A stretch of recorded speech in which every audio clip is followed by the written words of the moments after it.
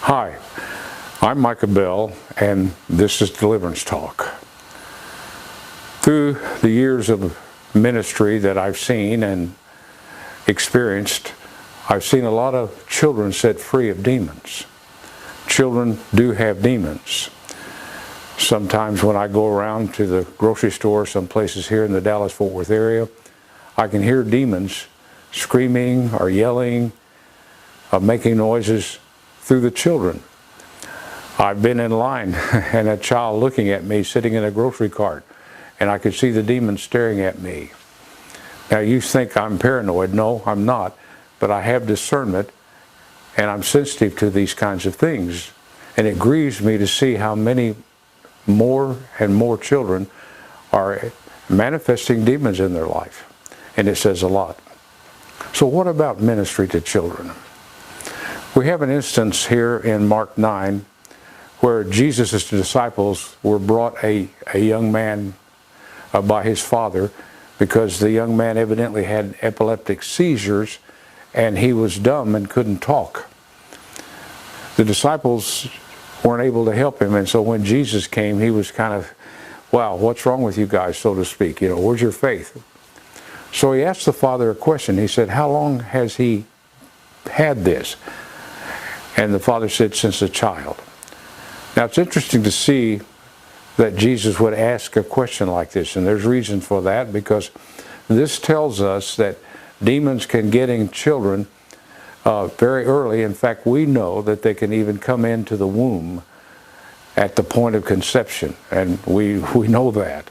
And I'll not go any further with that, but nonetheless, this can be very serious, and so children are born with problems. And most of us certainly are born with some kind of a demonic thing that's come through our parents, unless they understood how to deal with these things. Usually this is where the strong man comes into our life, is in the womb. But we've talked about that in other times. But anyway, when Jesus rebuked the demon, or the demon even reacted when Jesus showed up, the little guy fell down. I don't know how old he was. I have had parents call me that have children that are in their 30s. They're not children, they're adults now, but they're still at home because they've got demonic problems. So I think we need to talk about this. First of all, the first thing that we see in the scriptures about children, that we look at the order of the family. It's very, very important, if possible, that the father be the one that lead the way, like in this instance in Mark 9, where the father brought the son to Jesus. Now, I know this is not always possible, but the first question I ask is, where's the father? And sometimes the father is disappeared. They don't even know where he is, and that's sad.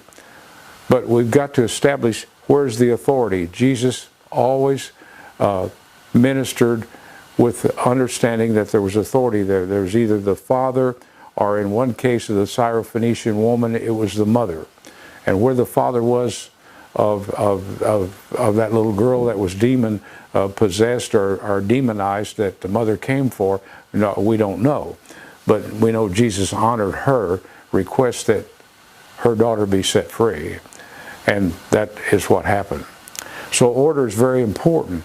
Hopefully the parents bring the child, and most certainly the father bring the child for ministry. Now, the father is very, very important, always has been. But also when people reach out to us for deliverance for their children, the first thing I try to help them see is that the children are manifesting the problems often in the parents, almost always. I remember one time we had a couple come that had a little girl that she was about 8 years old, and we had her go back into our family room and lay down on the couch while we ministered to her parents. And while we were ministering to the parents who had demons being cast out of them, they were believers, the little girl began to manifest, and as though we were ministering directly to her. And so we learned through the years that who the parents are, where they are spiritually, affects the children directly. And so we don't try to minister to the children first, because we know that it won't be maintained unless the parents get some help also. Because why is the child this way? Well, parents, they're the covering. And so Satan, being like he is, he'll go to the weakest one in the family. And so if he can't get to the father, which many times he can, as in my life, in my case, because I didn't know any better, he'll go to the weaker one. He'll go to the wife. And then the demons will go to the children, and or vice versa. So understanding these ploys of the enemy, his devices of the enemy, and understanding the order of things. And this is God's way. The order is the father covering the wife there, and they're both there for the children. And when the father's not present, then the wife has been transferred this authority, delegated this authority for the children. And so the Lord wants the children free as much as the parents do or anybody else does.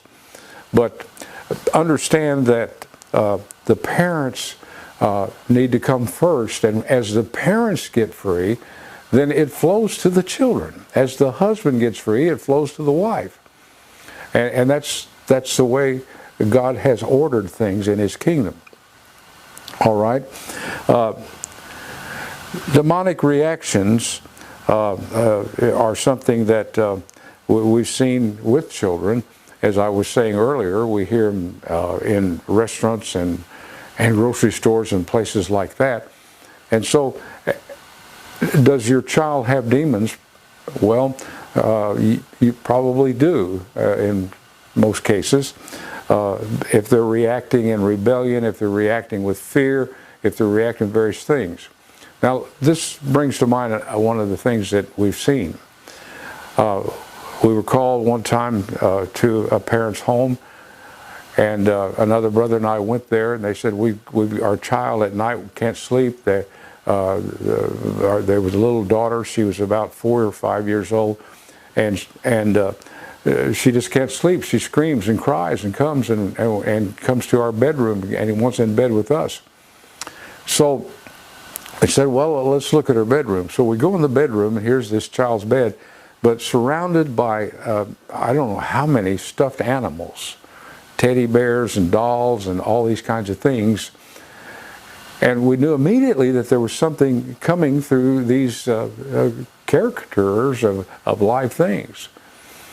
And so we told the parents, I said, you need to clean this room out of these things, and then the child will be able to sleep. And lo and behold, that's exactly what happened. Now, people get upset about this, I understand. But I dealt with people whose children were hearing the dolls they had in their room speak to them. And so demons work through these kind of objects. It's no different than the idolatry of Israel, where the people believe that the spirits talk to them through their idols. And so, again, the enemy takes advantage of this and terrifies children sometimes. So sometimes children, it's not the demon in the child, but it's the things that are coming at the child, sometimes through their toys.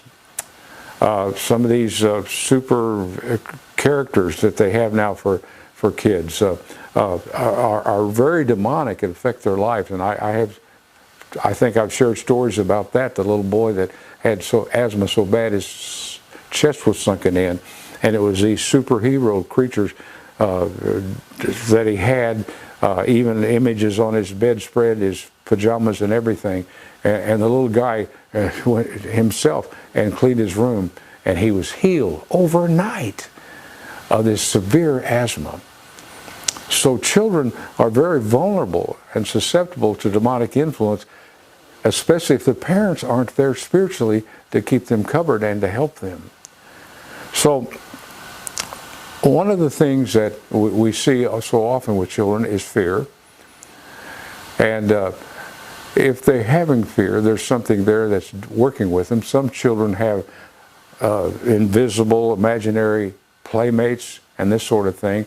And this comes from severe rejection. And they need help with this. And the child is not feeling love. The child is not being confirmed. Oh, that I could again go back as a father to raise my 2 daughters with what I know now. And I say to you, if you're a parent watching this, what the child needs above all is, of course, your love. And maybe your problems is that you didn't receive love, and so you don't know how, or are not able to really give that child the love that they need. But you can do this. You can confess over them. You can bless them. You can encourage them. You can say again and again, you know how much I love you and God loves you. And bring that into their life. And especially you fathers. What you say about or to your child is a powerful prophetic thing. And so bless them and confirm them and release them and know that they're the Lord's, not yours. And that we have a stewardship with our children. And if they are being oppressed and they do have problems, then help them get free. And start with yourself. Get yourself free. This is the way it works. This is a principle that God has.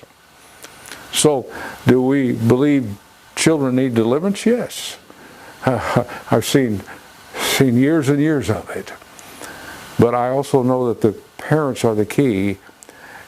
Now, one last thing. Sometimes there are grandparents or aunts and uncles that get into a false compassion for a nephew, a niece, or a grandchild or something like that. We can't override the authority of the parent. We can pray, we can war, we can go to the Lord. But God looks at the father, the mother, and looks at the family situation. And that's His principle, that's His way, and I can't change that. So if you have a nephew or a grandchild or something that you see that really needs help, but the parents are oblivious or resistant to it, just go to the Lord and pray and intercede for them and for the child, and war against that and see what God will do. Because as Jesus said to this father, He said, look, all things are possible with God. And so if you have the faith, so believe God. And let's agree that these children can get free. Peace.